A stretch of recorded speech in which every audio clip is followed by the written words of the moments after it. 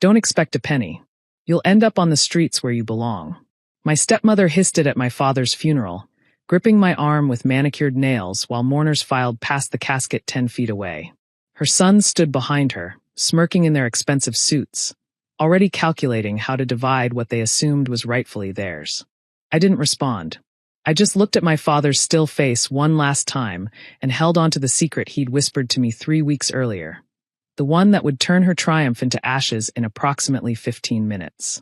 Before I tell you what the lawyer said that made her scream, comment where you're watching from. And ask yourself honestly, if you'd spent years being told you were worthless, how would you handle the moment when the truth finally came out? My name is Cassandra Harrison. Most people call me Cass. I'm 28 years old, and I spent my childhood being erased from my own family. My mother died when I was 4.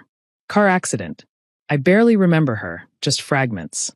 The smell of her perfume, the sound of her laugh, the way she'd sing to me at bedtime. My father never fully recovered. He threw himself into work, building his commercial real estate company into something impressive, something he said was for our future. Then he met Veronica. I was 8 when she entered our lives. Beautiful, charming, attentive to my father in ways that seemed to heal something broken inside him. I wanted to like her. I wanted a mother again. But Veronica had other plans. She came with 2 sons from a previous marriage, Tyler and Brandon, both older than me. Within a year of the wedding, the family dynamics had completely shifted. Veronica's boys became the priority. I became the inconvenience. It was subtle at first. My birthday forgotten while their birthdays became elaborate productions. My school achievements ignored while their mediocre grades were celebrated. My bedroom moved to a smaller room so Tyler could have the proper space a growing boy needed. By the time I was 12, I'd learned my place. I was the ghost in my own house, seen only when they needed someone to blame or someone to serve. My father watched it happen. That's the part that still hurts most. He wasn't cruel. He was just absent, working late, traveling for business, letting Veronica handle the household matters while he built his empire. When I tried to tell him how they treated me, he'd pat my head and say, "Veronica's doing her best. Give her time." Time turned into years. Years of being told I was a burden.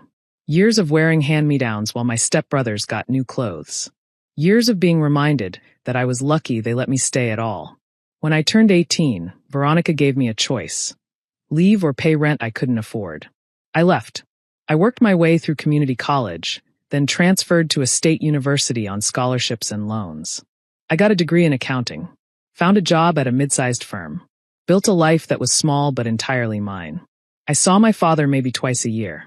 Awkward dinners where Veronica controlled the conversation and my stepbrothers made snide comments about my modest lifestyle. Dad would hug me goodbye and slip me a check I'd never cash because it felt like guilt money, not love. Then he got sick. Pancreatic cancer. Stage 4. The diagnosis came in September. The doctors gave him 4 months. I found out through a text from Tyler. "Dad's dying. Thought you should know." No invitation to visit. No offer to help me see him. Just a notification, like I was a distant acquaintance who might want to send a card. I drove to the house anyway. Veronica blocked the door. "He's resting. He doesn't need stress. I'm his daughter. I have a right to see him. You gave up your rights when you abandoned this family." I didn't abandon anyone. I was pushed out, but arguing with Veronica was pointless.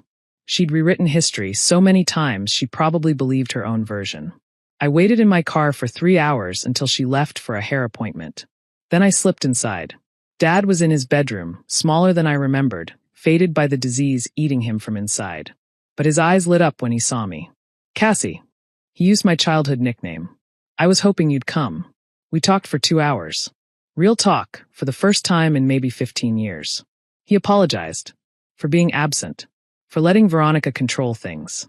For failing to protect me when I needed it most. I was a coward, he admitted, tears on his weathered cheeks. I told myself keeping the peace was the same as keeping the family. But I lost you in the process. I'm here now, Dad. I know. And I'm going to make things right. He told me about the will. Originally, everything had been split evenly between Veronica and the 3 children, me and my stepbrothers. But Veronica had pressured him to change it years ago, reducing my share to almost nothing while increasing hers and the boys. I was too weak to fight her then, Dad said. But I'm not too weak now. The week before he died, he called his lawyer. Changed everything. He made me promise not to tell anyone until the reading. Made me promise to stay strong when Veronica inevitably attacked. She's going to be furious, he warned. But it's my money. My company. My decision. I earned it, and I'm leaving it to the person who never asked me for anything, even when she deserved everything. He died on a Thursday morning. I wasn't there. Veronica had banned me from the house again, and I was too tired of fighting to push past her. The funeral was a production.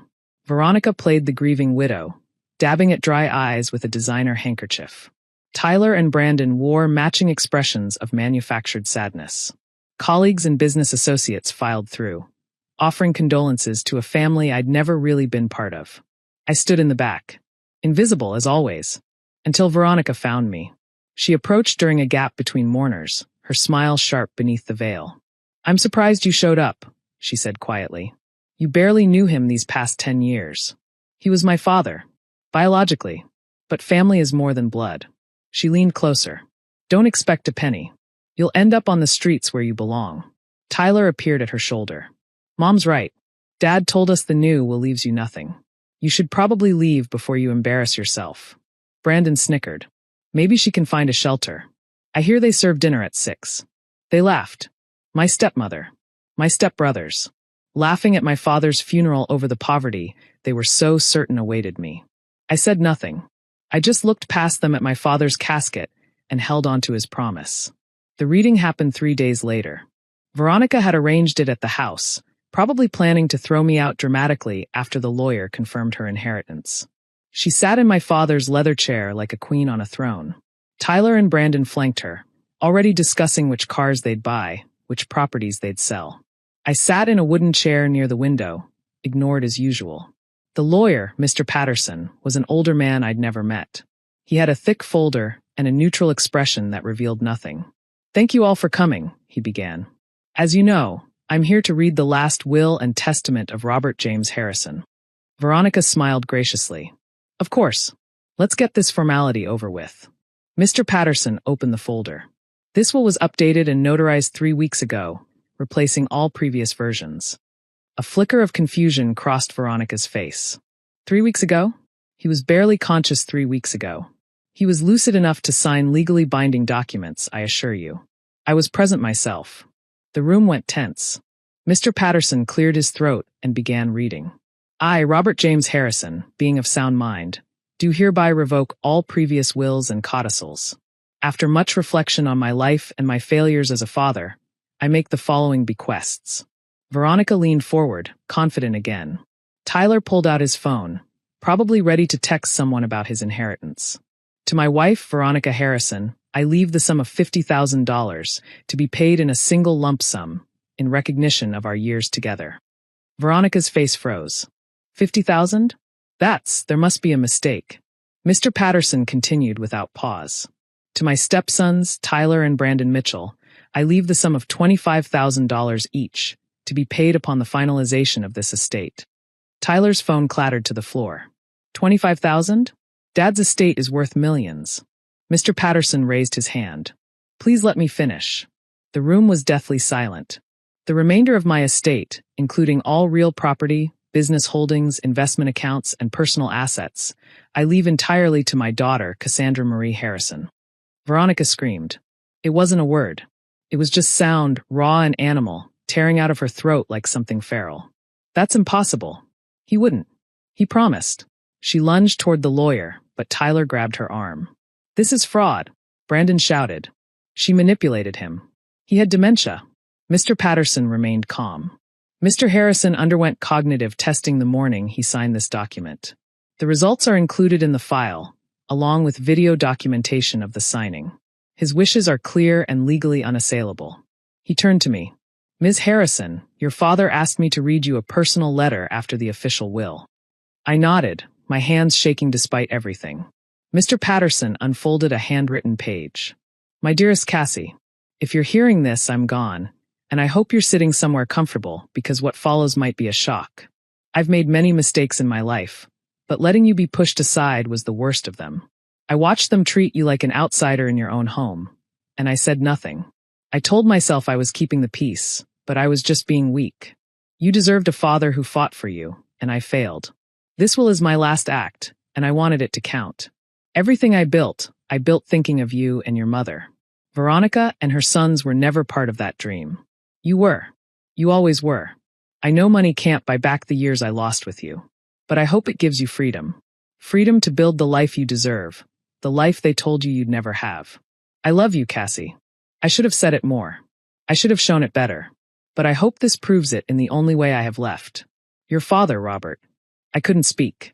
Tears streamed down my face. Veronica's screaming had devolved into threats. I'll contest this. I'll take you to court. You'll never see a penny. Mr. Patterson closed his folder. You're welcome to try, Mrs. Harrison. But I should inform you that Mr. Harrison anticipated this response.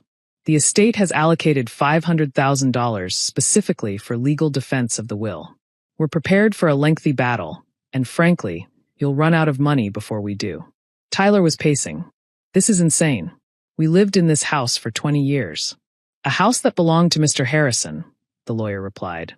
Ms. Harrison, as the new owner, will decide what happens to the property. I'd suggest you make arrangements. I finally found my voice. They have 30 days.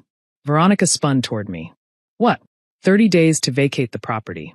I'm not heartless. I'll give you time to find somewhere to go. You can't do this. I can. It's my house now. I stood up.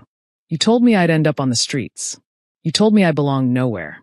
But Dad made sure I'd never be homeless again. You, on the other hand, might want to start looking at apartments. I walked toward the door. By the way, Veronica, Dad wasn't unconscious those last weeks. He was just pretending, so you wouldn't stop him from doing the right thing. Her face crumbled. The mask she'd worn for 20 years dissolved into something ugly and raw. I left.